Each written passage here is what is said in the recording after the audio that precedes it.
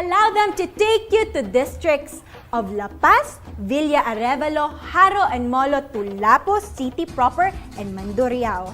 Let our Dinagyang Warriors give you a 360-degree tour of Iloilo City. Ako gali si Ronel Francisco ng isa ako ka dance master kaga associate choreographer sa Tribo Pagidait sa distrito sa La Paz. Nag-start ko join sa Dinagyang since 2002. Isa ako ka on-call waiter sa isa ka dakong catering services diri sa Iloilo.